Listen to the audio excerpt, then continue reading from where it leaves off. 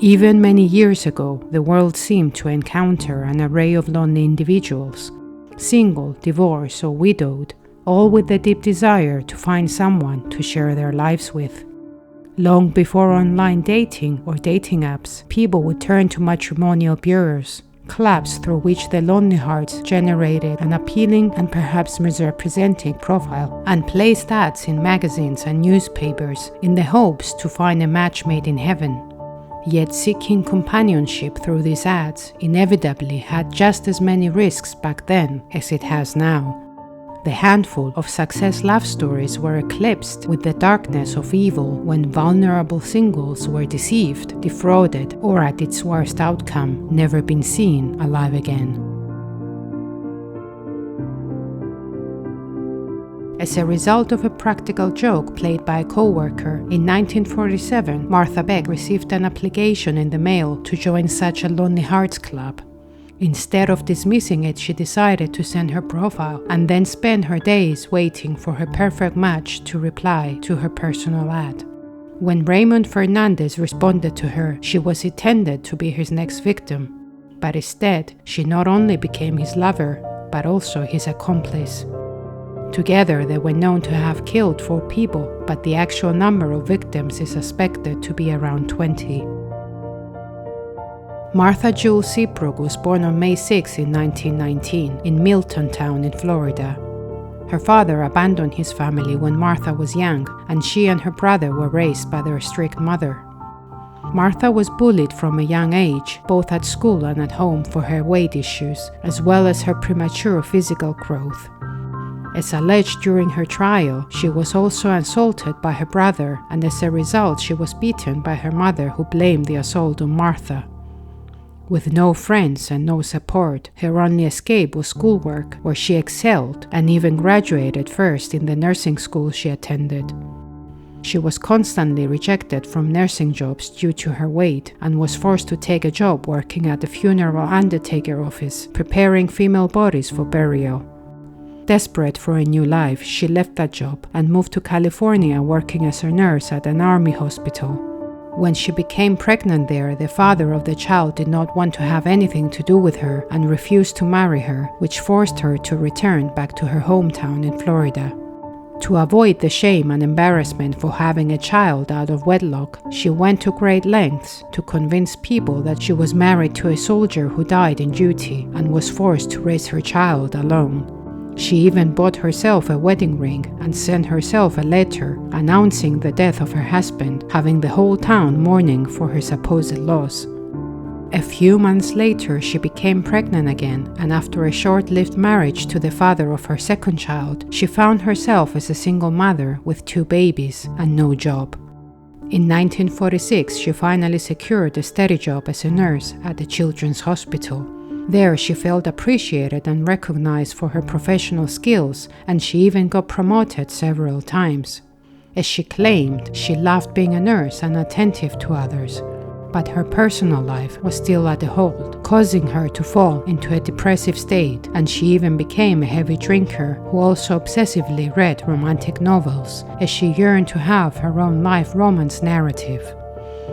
Each day she returned home from work, she anxiously checked the mailbox, searching for a reply to her ad from someone who would sweep her away from the pain of loneliness. As she was checking the box one day, shortly before Christmas in 1947, a letter from New York was awaiting the one and only reply she ever got. It was a letter that changed her life forever. Raymond Martinez Fernandez was born on December 17, 1914, in Hawaii to Spanish immigrant parents. His fragile petite appearance left his father disappointed and dissatisfied, as he wished to have a stronger-looking son. At the age of 20, he left his family and went to Spain to work on a farm. There he got married to a local woman and by all means was living a life respected by those around him. With World War II, Raymond served with the Spanish Marine, but soon enough he became a spy for the British government.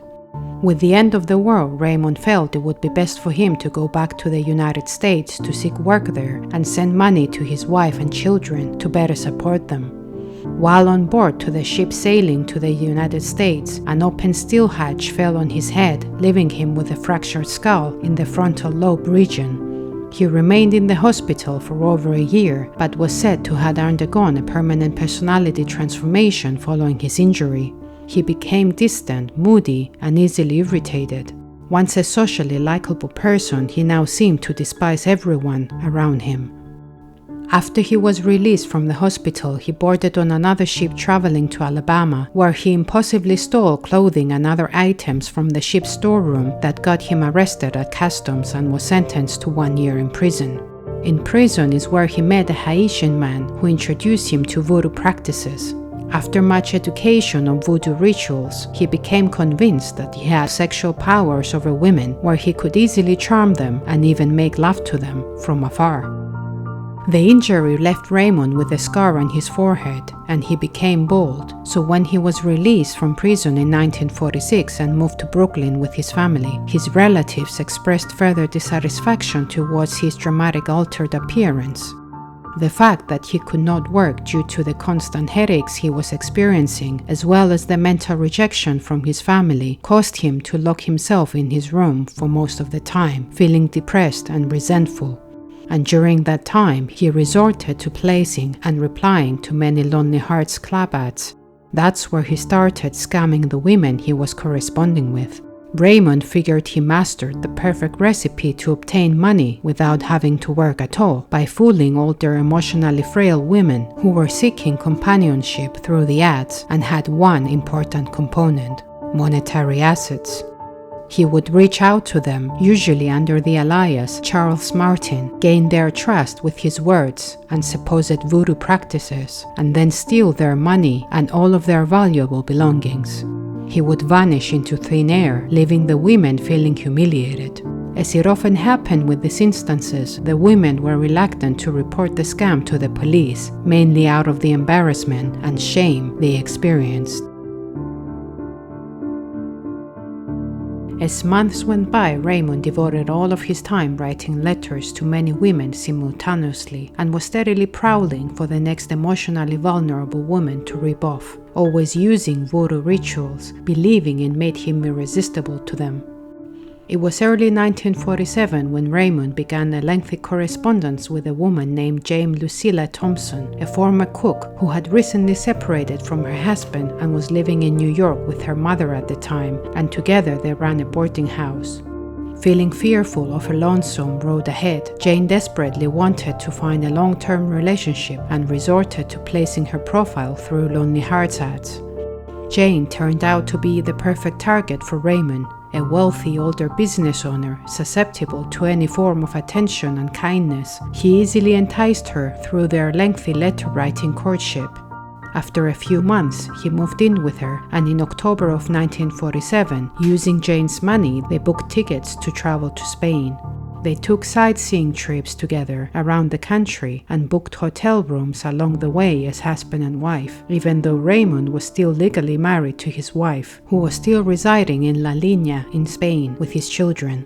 For inexplicable reasons, he thought it would be a great idea to introduce Jane to his wife, and initially the three of them were getting along well and frequently enjoyed their nights out in town.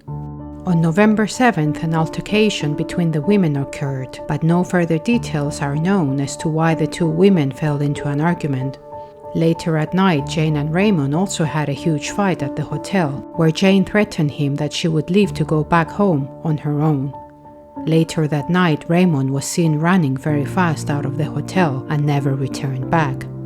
Jane was found dead in their room the next morning by hotel staff. With no apparent signs of death and no autopsy performed, they ruled the cause of death as heart attack, and Jane was buried shortly after that. At a later stage, it was suspected that she was in fact poisoned, and they exhumed the body for testing. As it seemed, Raymond escaped the country altogether and went back to the United States and straight to New York at Jane's apartment.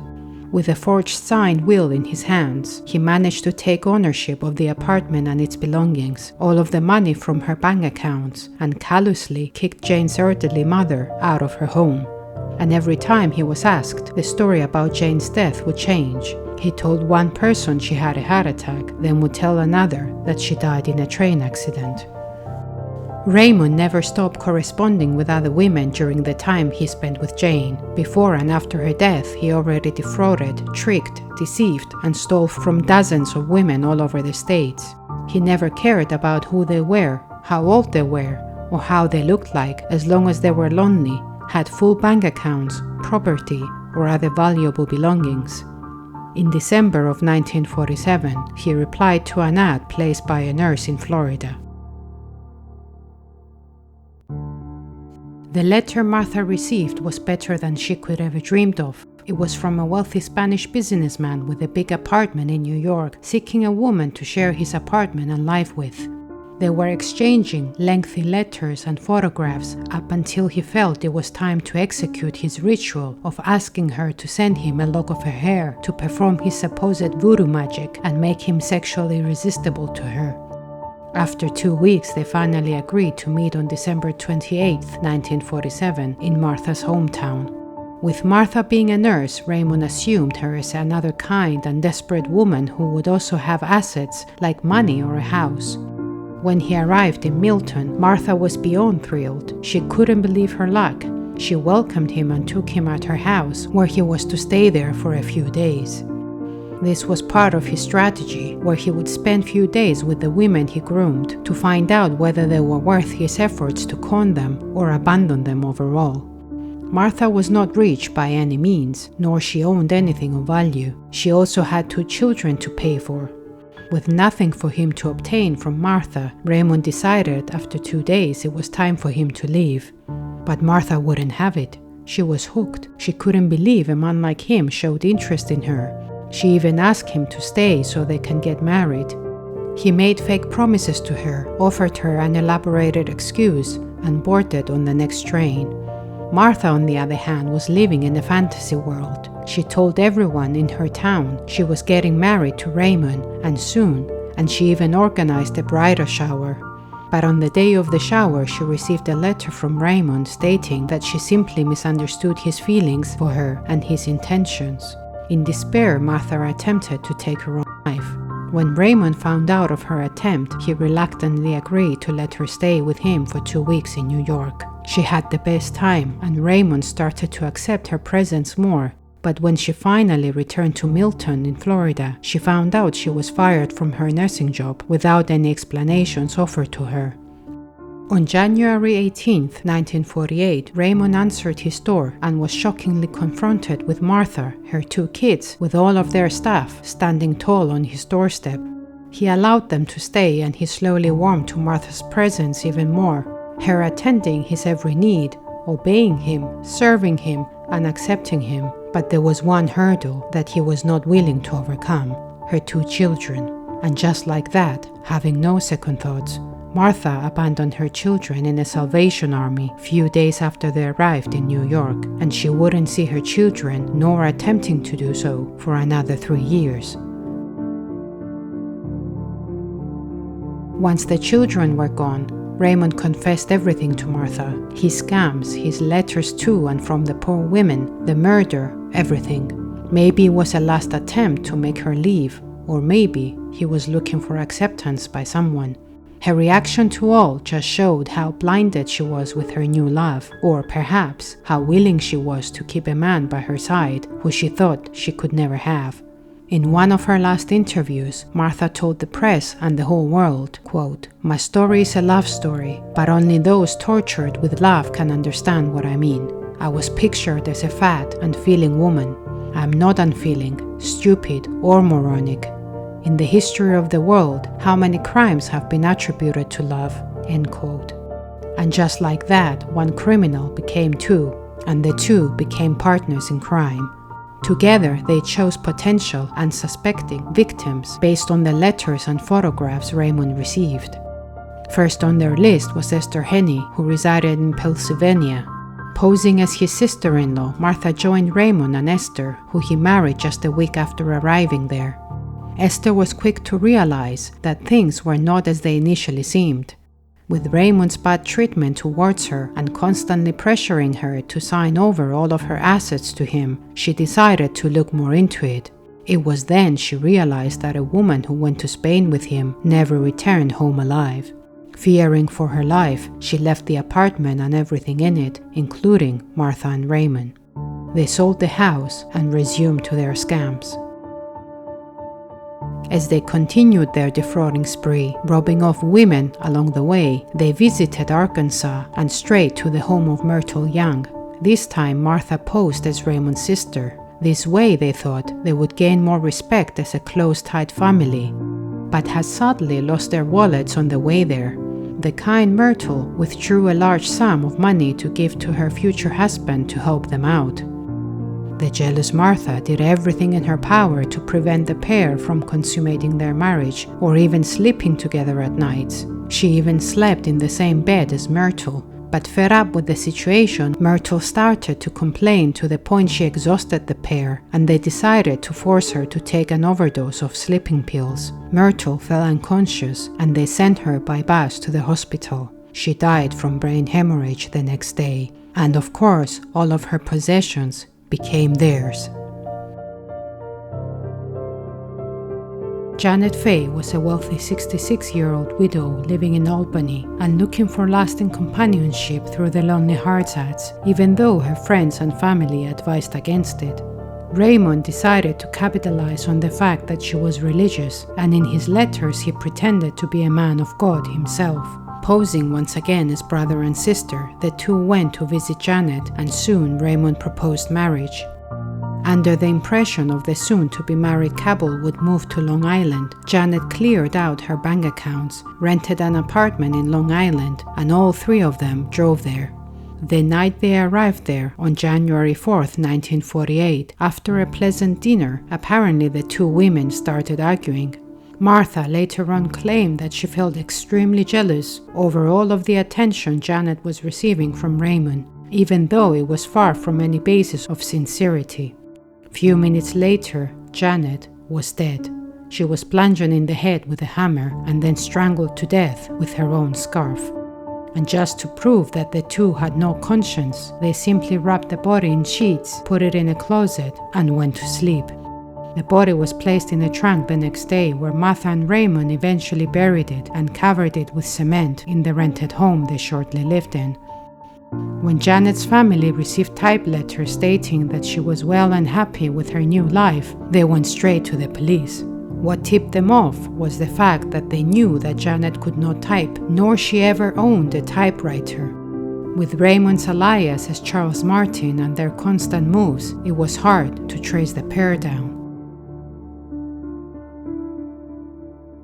The pairs next to victims were a young widow named Delphine Downing and her 2-year-old daughter, Rainelle.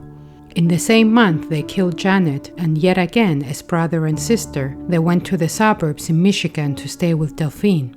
As the two later confessed, when Delphine found out that Raymond was wearing a toupee, she realized that the scar and the baldness were not the only secrets he had. Unable to calm her down, they resorted to giving her sleeping pills, but Rainelle began to cry as she saw her mom slip into unconsciousness, and Martha grabbed the poor child from the neck to make her stop and left visible marks on it. As they were afraid of Delphine's reaction to the bruises, Raymond took a gun and shot Delphine in the head, instantly killing her. They buried Delphine in her own basement under cement, got all of her money, and over the next few days started to plan their escape. Raymond was getting more and more annoyed by Rainelle's cries and refusal to eat, and over the next few days they were also going back and forth as to what to do with Rainelle. Keeping her was not an option, but give her away would look suspicious. As claimed by Martha, he asked her to kill the baby. Her story was that she initially resisted and could not do this to a child, but then she gave in and filled a basin with water and drowned the baby, just like that. And then they went to the movies. The body of little Rainelle was buried next to her mother's. As they were ready to take off, they heard a knock on their door.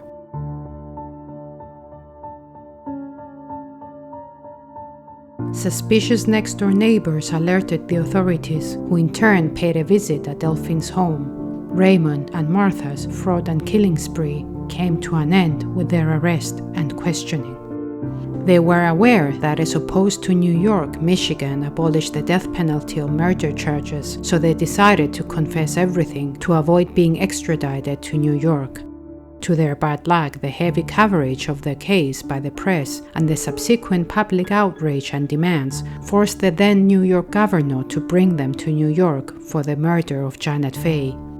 The buried bodies were exhumed, and the Spanish police was alerted to reopen Jane's 1947 case as a murder. Their trial began on June 28, 1949, and went on for 44 days of testimonies. Once on the stand, Raymond retracted his confession and claimed that his love for Martha forced him to falsely confess to everything. Prosecution, of course, fired back with an array of women's disappearance after they met with Raymond. They uncovered the perverse relationship the pair had and went through all of the details they provided in their 73-page signed confession. When Martha took the stand, she explained her difficult childhood and teenage years and the loneliness she felt in her life until she met Raymond. The love she felt for him and the fear of losing him consumed her, as she said, with a willingness to do anything he asked her to. When they questioned her about Janet Faye's murder, she told the court that she hit the lady with the axe and then instructed Raymond to strangle her with the scarf. As a nurse, she explained to the court, she knew how to stop the bleeding from the head to prevent making more mess.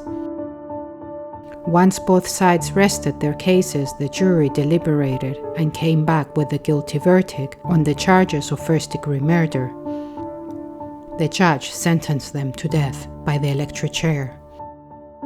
After many appeals, their execution was to take place on March 8, 1951. During this time, waiting for their death, there was a whole drama between Martha and Raymond. Accusations of cheating, hate comments back and forth, even love statements, and whatnot.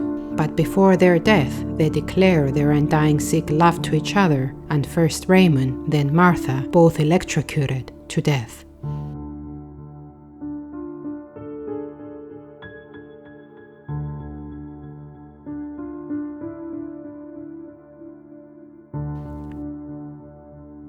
Until next time.